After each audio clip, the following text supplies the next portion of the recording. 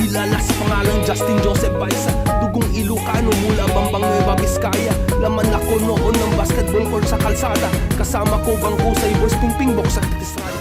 Yo!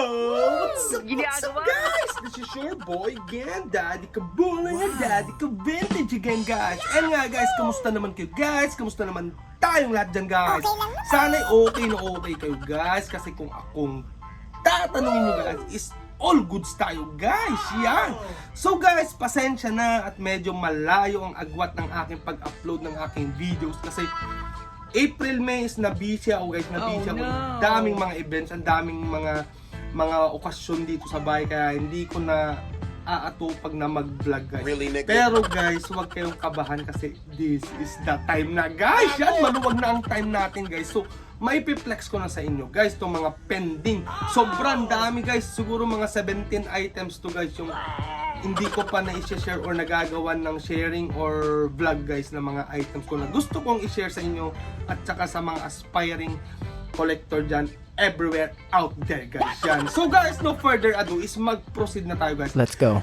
For today's vlog nga guys is meron akong i-share sa inyo guys na isang item guys. O sige, hindi ko na kayo bibitinin. Isang salakot to guys. Pero itong salakot na to is hindi related sa ating background guys, which is Chicago Bulls. Nilagay ko lang dyan guys kasi nga syempre Chicago Bulls yung loading natin tsaka mga kinokollect nating item. So yan lang muna guys. Pero itong salakot na to guys is isang merchandise guys. Merch or isang ano ba?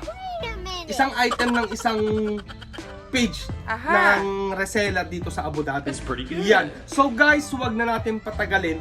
Ang page na ito guys is ang stylish page guys. Yan. So sa mga nakakanood dyan sa akin is kilala nyo na siguro ang stylish page guys. Kasi nga very popular siya pagdating sa salakot ng mga item guys. Ang gaganda, heavy, then panay still pa ang price guys.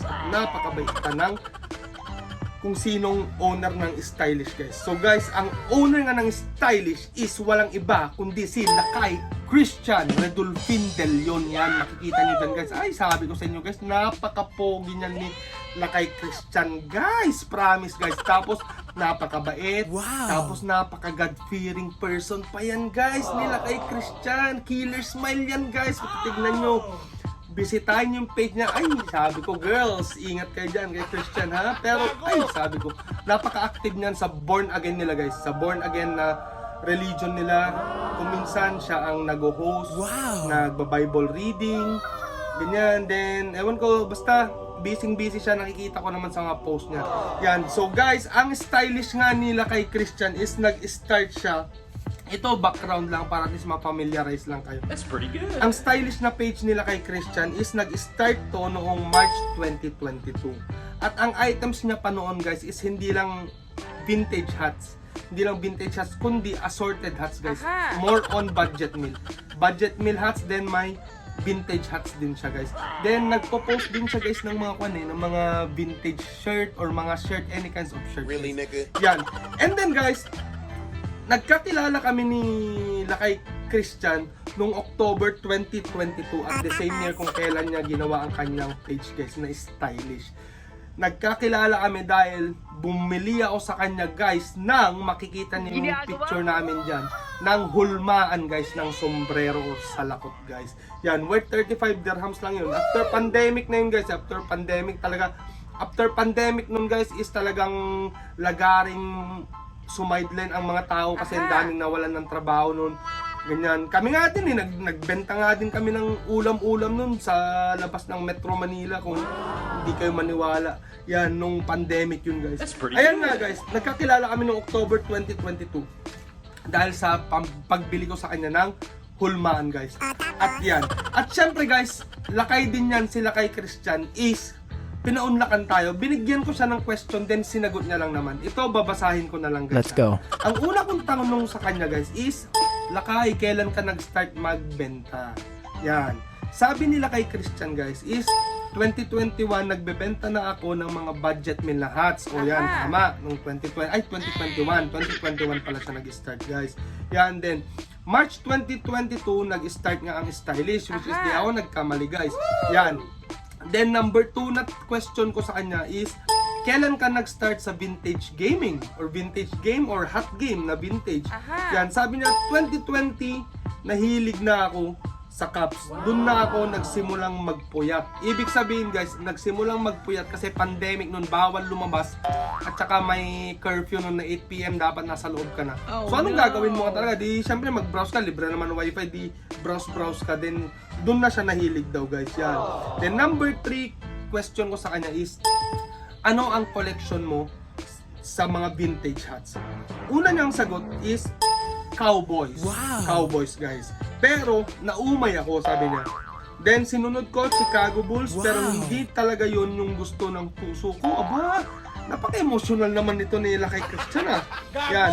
Puso ko, kumbaga, nagagandahan lang daw siya sa Chicago Bulls.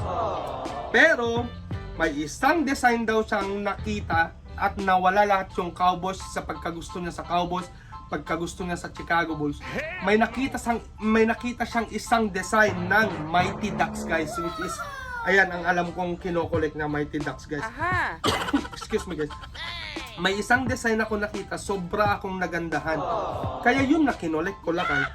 Sabi niya. And then hindi ko masasabing collection kasi binebenta ko din naman. Tama naman kasi alam niyo yun guys, pag may hats ka, lalo na kung di mo pa na pili yung talagang gusto mong i-collect, is kung may hats ka, i-out mo para makakuha ka ng ganong hats ng kino-collect mo guys. Ganun lang yun. So parang buy and sell yung ginagawa niya nun guys. Yan.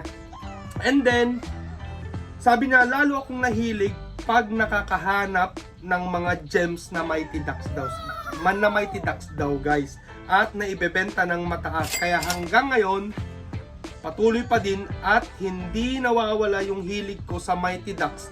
Kaso pahirapan na maghanap ng gems. Yun nga yung sabi ko, papasok na dyan yung buy and sell guys. Yan, pero sa kaka-buy and sell niya, nakakakuha siya ng mga Mighty Ducks na gems or mga hats na gems. Then pipili na lang siya kung ano i-collect na. Then Mighty Ducks. Alam ko Mighty Ducks talaga yan si Lakay Christian.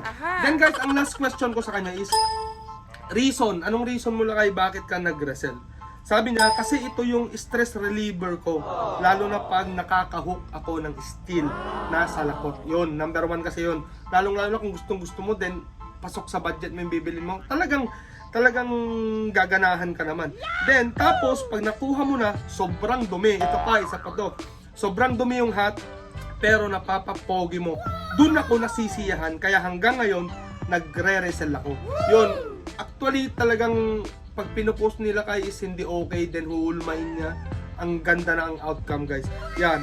Pero sa sagot na practical niya daw kung ba't siya nagre-resell is, syempre, malaki ang kitaan.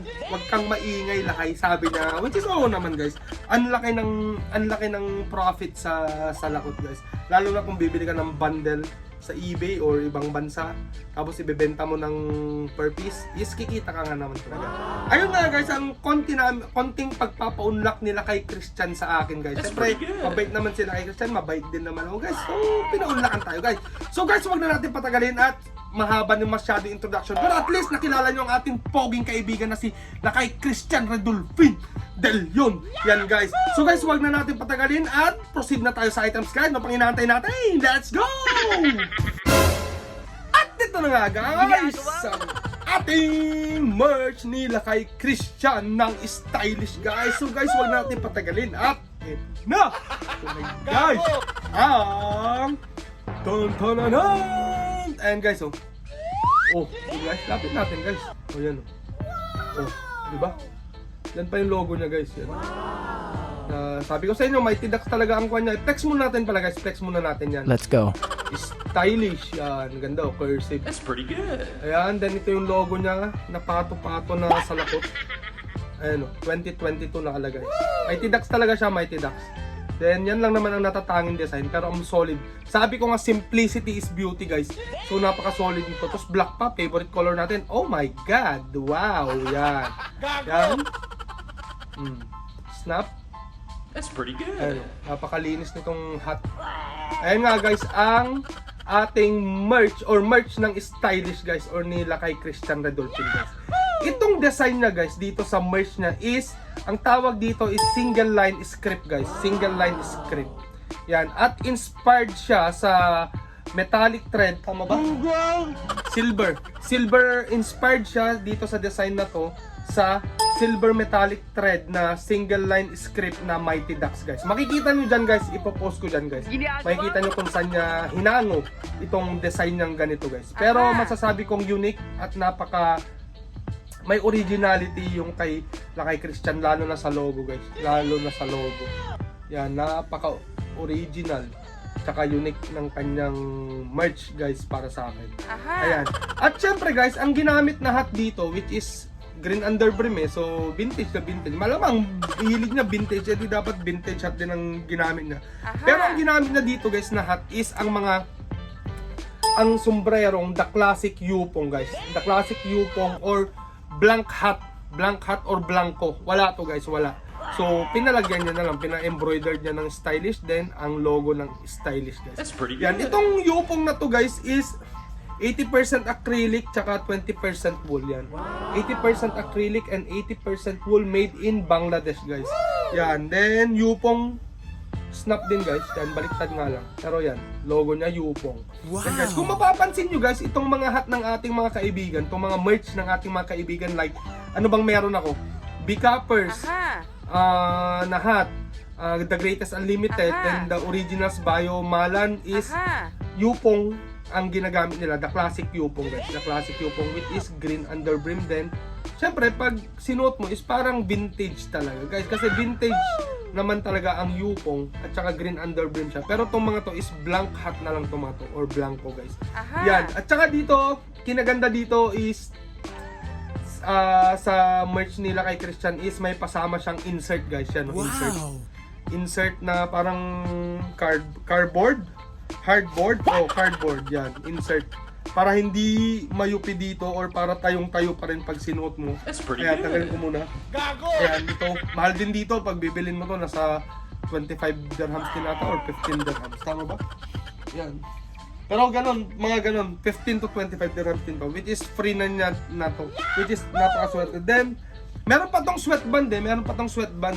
Tinanggal ko lang dito kasi itim naman yung sweatband nito. So, nilipat ko siya sa mga hats ko na puti ang sweatband, guys. That's pretty good. Sweatband, para hindi ako mahirapan maglinis kung sakaling pinagpawisan ako, guys. Ayan, at saka, guys, meron pa siyang pa-free na sticker, guys, ng kanyang page, guys, na stylish.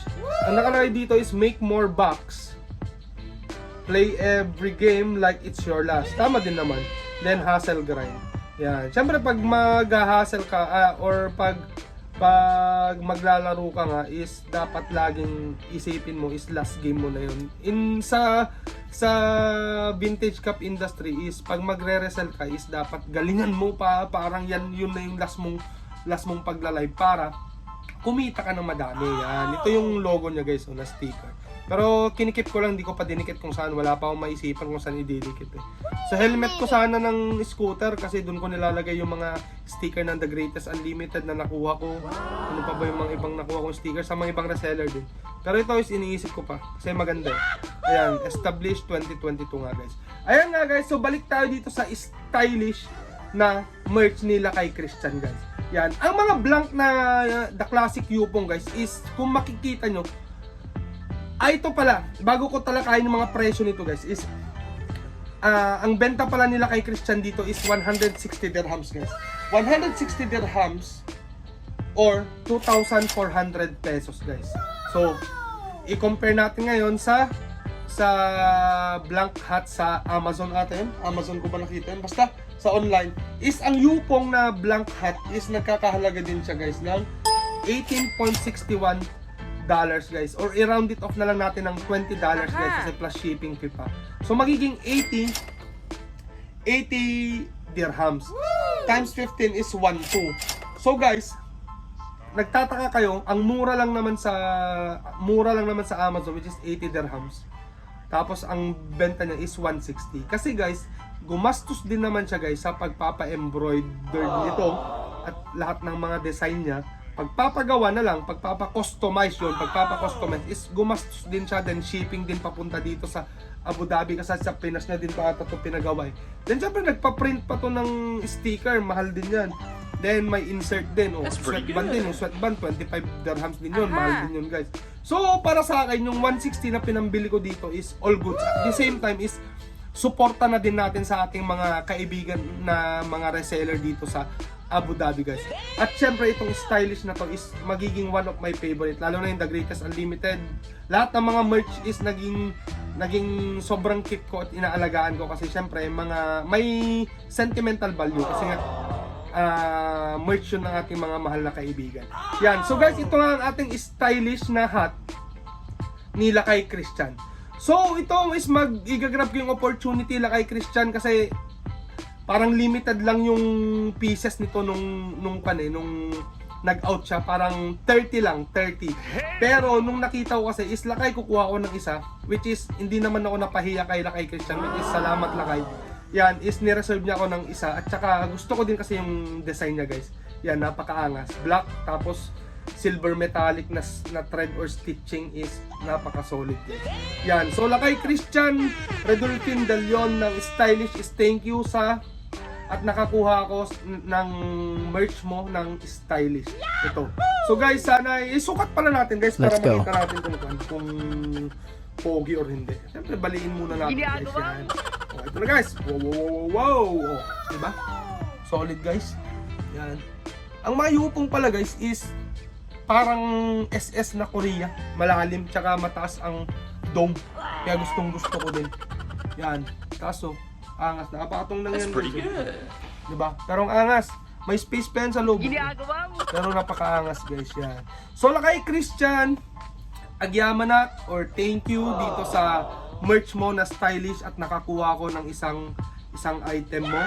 At may nakuha pa akong 2 item kay Lakay Christian pala, which is to follow na yun guys sa mga next vlog ko. Kaya nga sabi ko ang dami na pending. Pero to follow, may 2 pa akong nakuhang salakot. O yun, alam nyo na salakot. So abangan nyo na yun guys kung ano yung mga nakuha ko kay Lakay Christian. At still price yun guys. So yan nga guys, magpapasalamat ulit ako kay Lakay Christian Redolfin De Leon ng stylish. Yan, dito sa salakot mo. Yan. So guys, hindi na ako magtatagal at hapon na naman, magluluto na ako ng gabihan namin. That's pretty good. Pero hindi ko makakalimutan na magpasalamat sa inyo, lalong-lalo na sa aking mga subscribers at saka non-subscribers na patuloy na nanonood sa aking mga videos. At syempre guys, kung gustong-gusto niyo yung mga ganitong klase ng videos is huwag niyong kalimutan na mag-subscribe guys kung hindi pa kayo nakasubscribe. And then, kung na-enjoy nyo nga guys is huwag nyo din kalimutan i-like yung ating videos guys. Then, i-share nyo na din sa ating or sa inyong mga friends and relatives guys. Yan! Para naman maka-inspire tayo or maka-support din tayo sa ating mga reseller or kaibigan at maka-inspire tayo sa mga aspiring collector, vintage collector dyan sa kung nasaan man dako ng mundo guys. So ayan nga guys, nakita nyo na ang ating bagong hat na merch ng stylish is para sa akin is kung i-rate ko to ng 1 to 10 is 10. Honest to goodness is 10. Kasi kung titignan mo talaga, lahat ng condition is all goods guys. So yan nga guys, di na ako magtatagal at magpapaalam na ako guys. Salamat sa panonood. So guys, here's your boy, Daddy Kabul and your Daddy Kabinted saying, till next time, peace out, bye-bye!